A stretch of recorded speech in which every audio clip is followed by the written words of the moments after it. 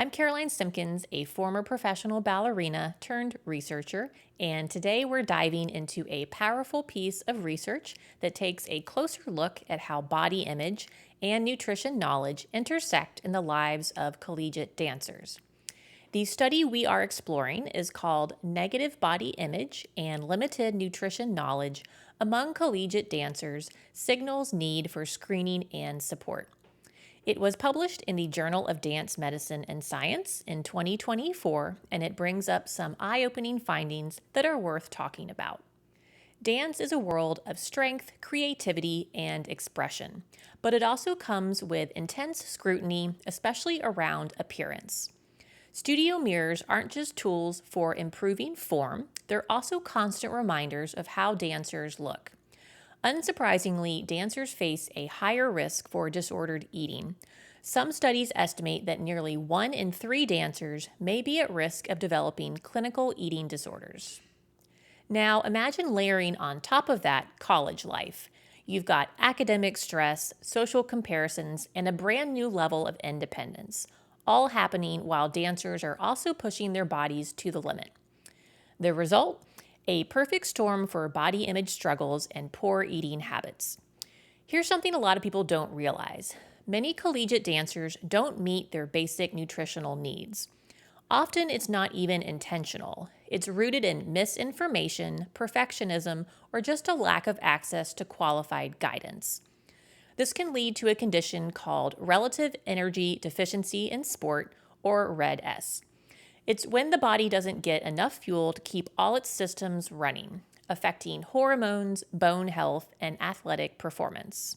And unfortunately, a lot of dancers just don't know the warning signs. The study we're discussing today found that dancers with more disordered eating habits tended to have lower nutrition knowledge. That's a dangerous combination. But here's the encouraging part. When dancers do get accurate, credible nutrition information, especially from professionals like registered dietitian nutritionists, they're not only receptive, they actually want to learn more. That means there's real potential for change. So how did this study work? Researchers recruited about 100 dance majors from a public university in East Texas. They used flyers, email announcements, and in-class visits to get students involved. To be eligible, dancers had to be 18 or older and enrolled as dance majors. The participants filled out an anonymous online survey and were invited to a follow-up session at the university's nutrition center. That in-person visit included body measurements and a body image assessment using silhouette drawings. So let's talk about the numbers and the findings. First, on nutrition knowledge. 33 dancers took the quiz. What was the average score? Just 43% correct, and only 12% scored higher than 60%. Even those who'd taken a formal nutrition class didn't score much better, only about 3 points higher. And where were dancers getting their nutrition advice? Mostly from peers and family. Less than 15% had ever spoken with a registered dietitian. And that's a red flag. When students are relying on unqualified sources or social media influencers for nutrition tips, the risk of misinformation skyrockets. Now let's get into eating behaviors. Using a screening tool called the EAT26, researchers found that about 19% of participants met the clinical threshold for eating disorder risk, all of them female. These dancers reported behaviors like laxative use, frequent dieting, calorie tracking, and feeling overweight, even with healthy or underweight BMIs. But disordered habits weren't limited to those who crossed the clinical line. 41% were currently dieting, nearly 40% said they often felt fat, and 23% were focused on burning calories during exercise. These aren't just numbers. They reflect real stress, anxiety, and internal pressure many dancers feel about their bodies.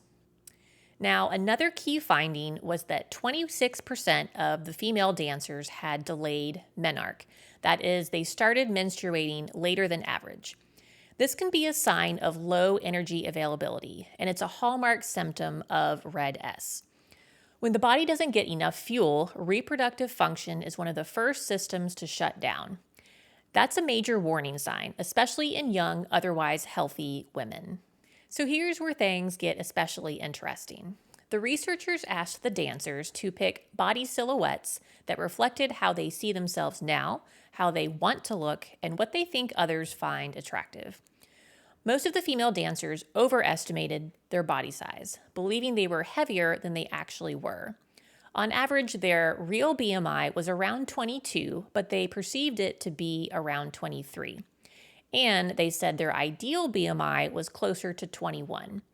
That's a clear example of body distortion and dissatisfaction.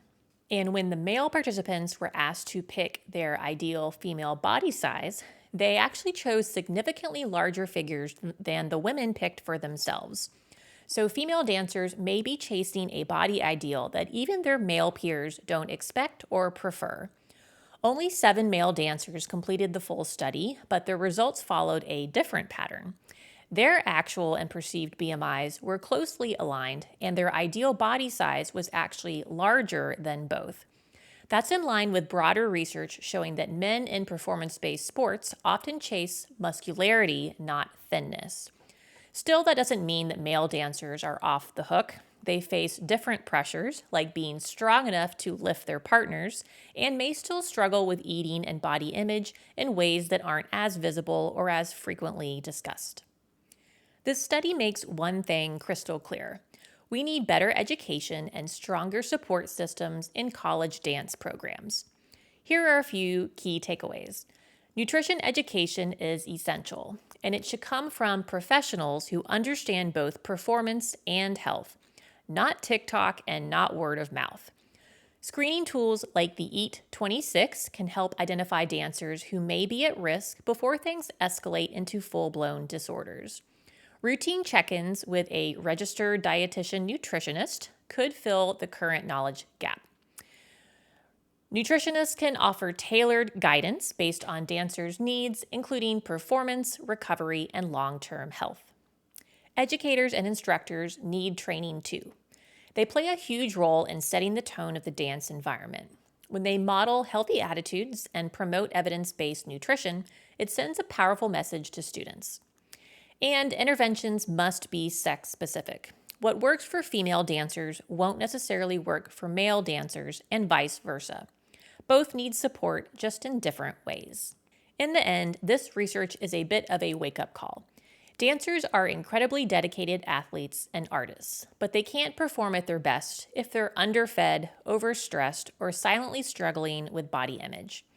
Colleges and dance departments need to treat nutrition and mental health as foundational, not optional, parts of training.